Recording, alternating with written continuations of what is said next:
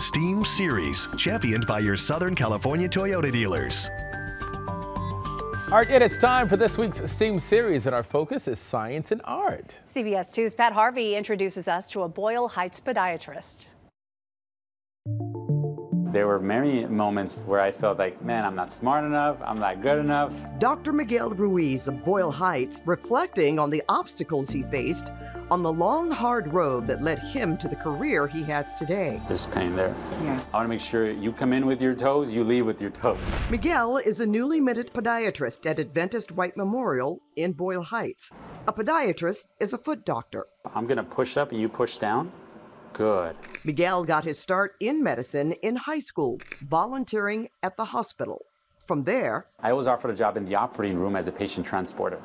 Besides transporting patients, I would also transport specimens. It could be tumors, it could have been tissue that go to the lab. It was a specimen transport call that changed Miguel's career trajectory. This specimen was in a big red bag, hazard signs all over. And so I grabbed the bag and I'm walking away to pathology, but I'm starting to feel the bag. And I realized it was toes. I can feel the foot, the ankle. I felt the leg bones.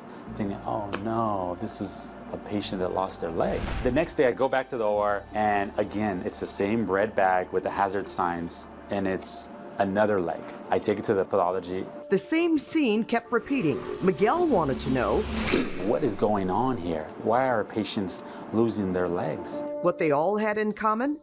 Uncontrolled diabetes. The sugar was so high, they had developed some numbness and tingling in their foot where they didn't have any sensation. No pain meant cuts and injuries went unnoticed and untreated. I wanted to make a difference in my patients' lives, and I said, how can I do that? We're in a system where it's very rushed, and doctors are swamped with patients, with charts, and getting pulled in all different directions. So I am, praying that I have 1 minute to spend with each patient and talk about education. Of all the STEAM disciplines, Miguel relies most on science and art.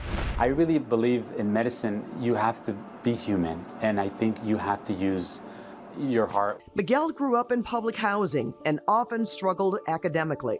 But as Cesar Chavez once said, Sí se puede, which means yes, I can.